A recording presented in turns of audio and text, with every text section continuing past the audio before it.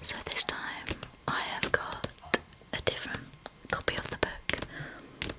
This one is the illustrated hardback version. So inside there's lots of cool pictures as well.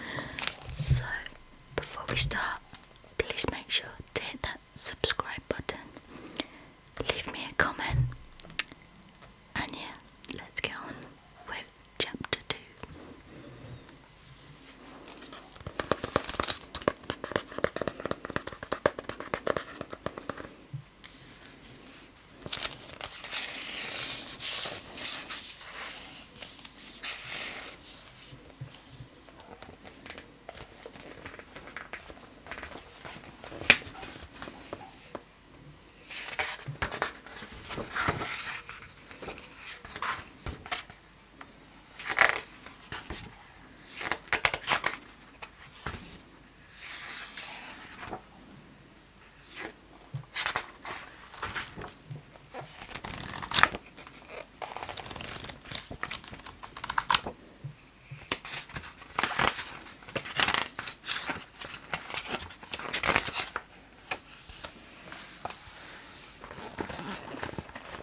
Chapter 2.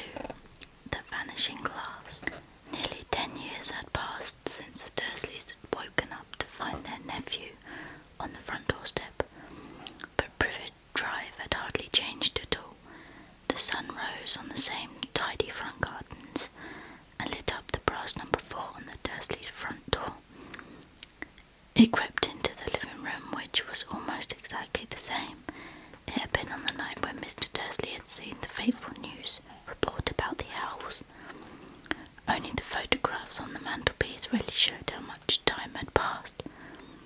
10 years ago there had been lots of pictures of what looked like a large pink beach ball wearing different coloured bobble hats.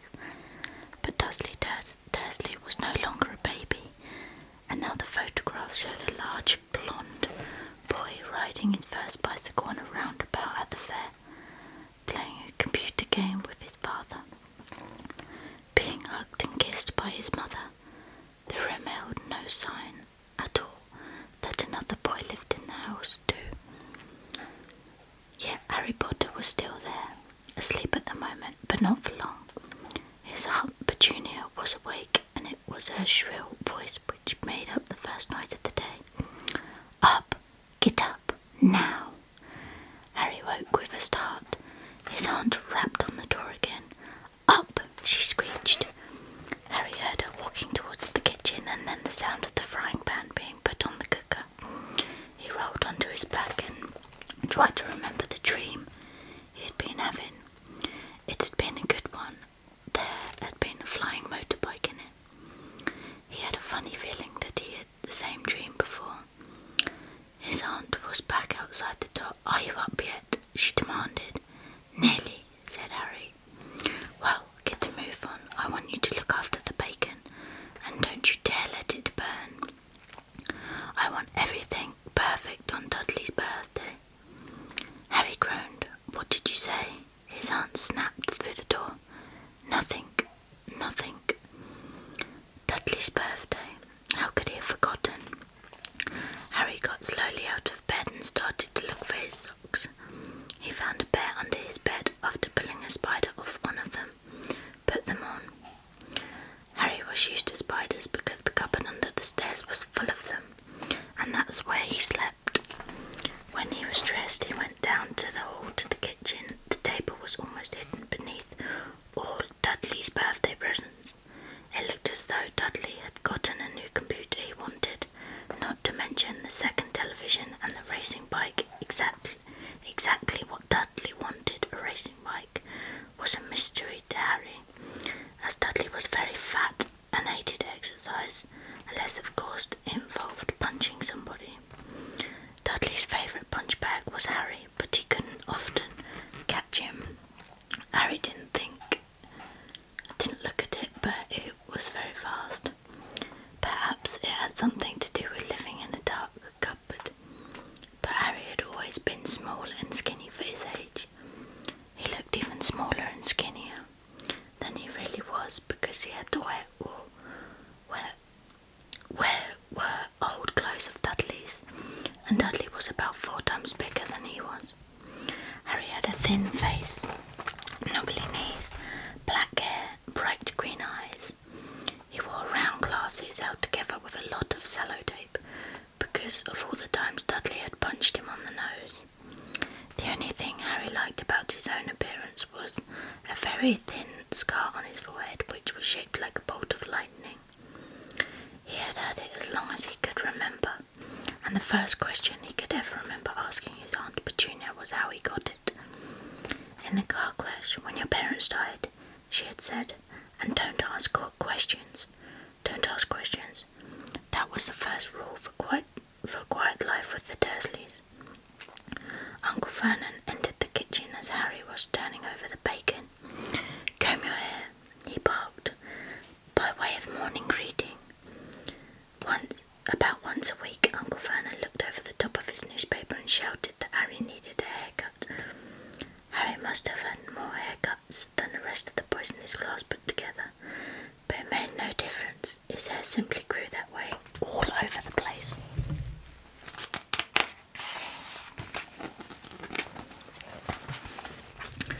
Harry was frying eggs by the time Dudley arrived in the kitchen with his mother. Dudley looked a lot like Uncle Vernon. He had a large pink face, not much neck, small watery blue eyes, and thick blonde hair that lay smoothly on his thick, fat head. Aunt Petunia often said that Dudley looked like a baby angel. Harry often said that Dudley looked like a pig in a wig. Harry put the plates of egg and bacon on the table, which was difficult as there wasn't much room. Dudley, meanwhile, was counting his presents. His face fell. 36, he said, looking up at his mother and father. That's 2 less than last year. Darling, you haven't counted Auntie March's present, see? It's here, under this big one from Mummy and Daddy. All right, 37, said Dudley, going red in the face. Harry could see a huge Dudley tantrum coming on, began wolfing down his bacon as fast as possible, in case Dudley turned over the table.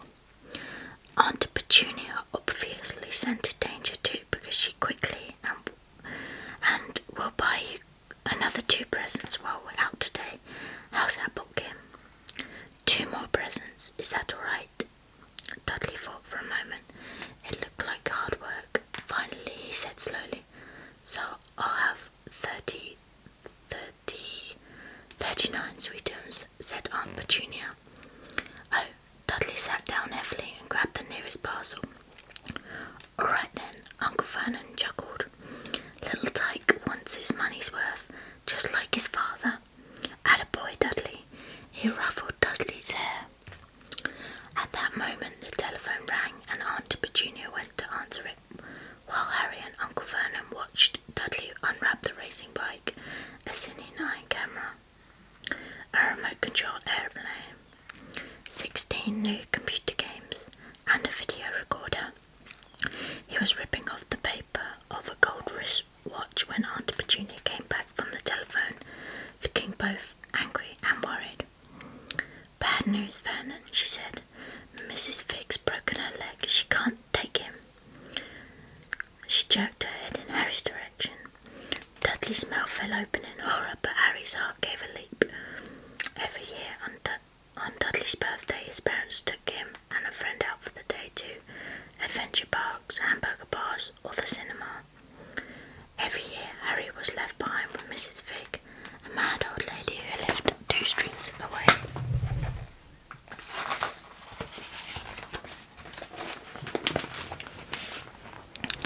Harry hated it there. The whole house smelled of cabbage, and Mrs. Fig made him look at the photographs of all the cats she'd ever owned. "Now what?" said Aunt Petunia, looking furiously at Harry, as though he had planned this. Harry knew he ought to feel sorry that Mrs. Fig had broken her leg, but it wasn't easy when he reminded himself it would be a whole year before he had to look at Tibble, Snowy, Mr. Paws and Tuffy again. "We could phone Marge," Uncle Vernon suggested. "Don't be silly, Vernon, she hates the boy." The Dursleys often spoke about Harry like this, as though he wasn't there, or rather as though he was something very nasty that couldn't understand them, like a slug. What about, what's her name, your friend Yvonne, on holiday in Mallorca? Snapped Aunt Petunia. He could just leave me here, Harry put in hopefully. He'd be able to watch what he wanted on television for a change, and maybe even have a go on Dudley's computer. Aunt Petunia looked as though she'd just swallowed a lemon. And come back and find the house in ruins, she snarled. I won't blow up the house, said Harry, but they weren't listening. I suppose we could take him to the zoo, said Aunt Petunia slowly, and leave him in the car. That car's new, he's not sitting in it alone. Dudley began to cry loudly. In fact, he wasn't really crying. It had been years since he'd really cried, but he knew that if he had screwed up his face and wailed, his mother would give him anything he wanted. Dinky Duddy Dums, don't cry. Mummy won't let him spoil your special day, she cried, flinging her arms around him. I don't want him to come, Dudley yelled between a huge pretend sobs. He always spoils everything. He shot Harry a nasty grin through a gap in his mother's arms. Just then the doorbell rang. Oh, good Lord, they're here, said Petunia frantically. And a moment later, Dudley's best friend, Piers Polkiss, walked in with his mother. Piers was a scrawny boy with a face like a rat. He was usually the one who held people's arms behind their backs, while Dudley hit them. Dudley stopped pretending to cry at once. Half an hour later, Harry, who couldn't believe his luck, was sitting in the back of the Dursleys' car with Piers and Dudley on the way to the zoo for the first time in his life. His aunt and uncle hadn't been able to think of anything else to do with him, but before they left, Uncle Vernon had taken Harry aside. I'm warning you, he had said, putting his large purple face right up close to Harry's. I'm warning you now, boy. Any funny business, anything at all, and you'll be in that cupboard from now until Christmas. I'm not going to do anything, said Harry, honestly, but Uncle Vernon didn't believe him. No one ever did. The problem was strange. Things often happened around Harry, and it was just no good telling the Dursleys he didn't make them happen. Once Aunt Petunia, tired of Harry coming back from the barber's looking as though he hadn't been at all, had taken a pair of kitchen scissors and cut his hair so short he was almost bald, except for his fringe which he'd left to hide that horrible scar. Dudley had laughed himself silly at Harry, who spent a sleepless night imagining school the next day, where he was already laughed at for his baggy clothes and sellotape glasses. Next morning he had got up to find his hair exactly as it had been before Aunt Petunia had sheared it off. He had been given a week in his cupboard for this, even though he had tried to explain that he couldn't explain how. It had grown back so quickly. Another time Aunt Petunia had been trying to force him into a revolting old jumper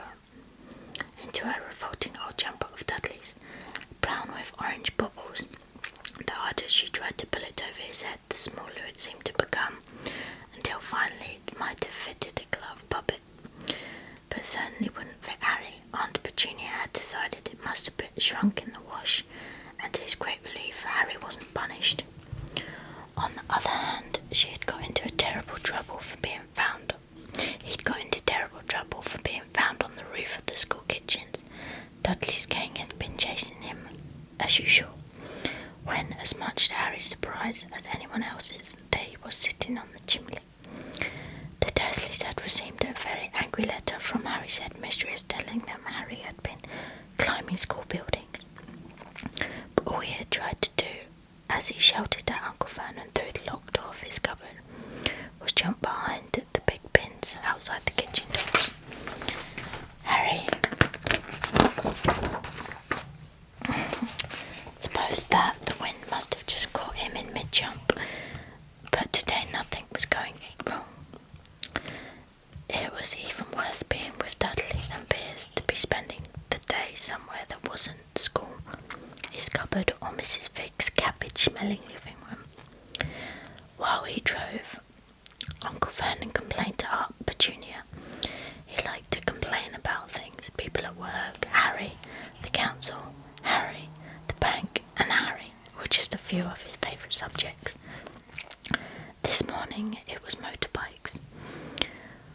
Roaring along like maniacs, the young hoodlums, he said as the motorbike overtook them. I had a dream about a motorbike, said Harry, remembering suddenly it was flying. Uncle Vernon nearly crashed into the car in front. He turned right around in his seat and yelled at Harry, his face like a gigantic beetroot with a moustache. Motorbikes don't fly. Dudley and Piers sniggered. I know they don't, said Harry. It was only a dream. But he wished he hadn't said anything. If there was one thing the Dursleys hated even more than his asking questions, it was his talking about anything, acting in a way it shouldn't, no matter if it was a dream or even a cartoon. They seemed to think he might get dangerous ideas.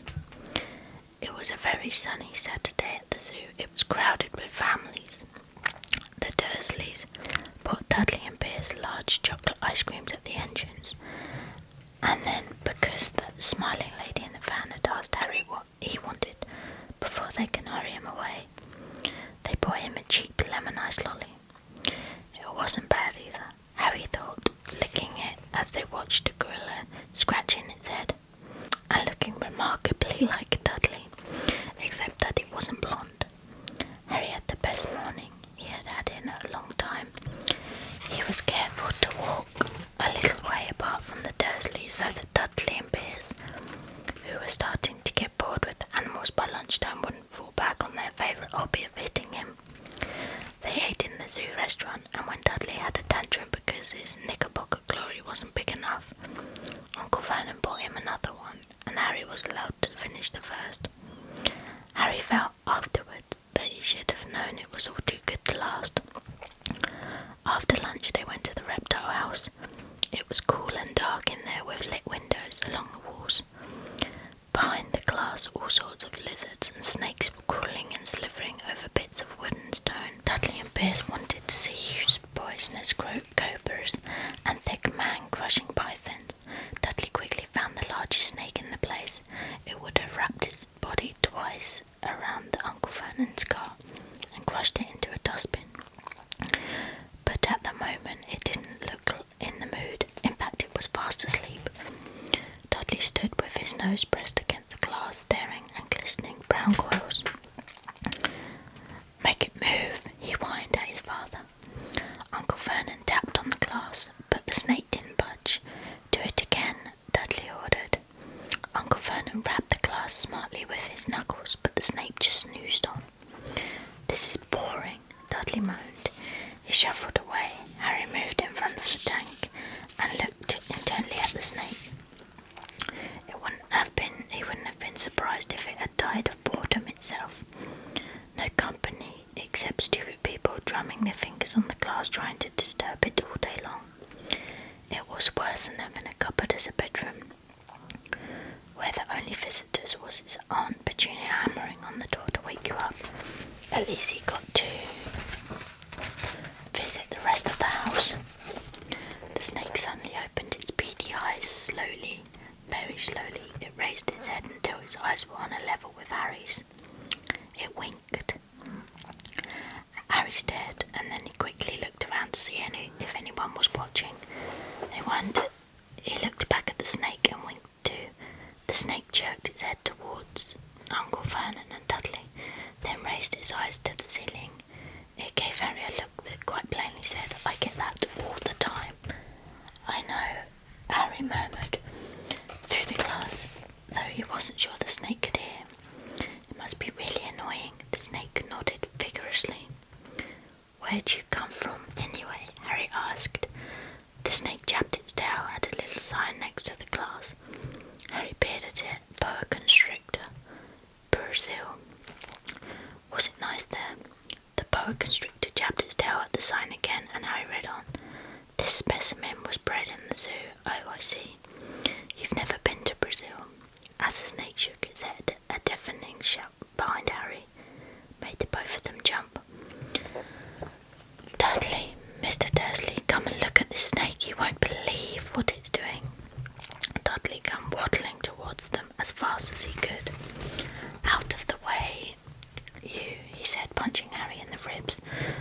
by surprise, Harry fell hard on the concrete floor.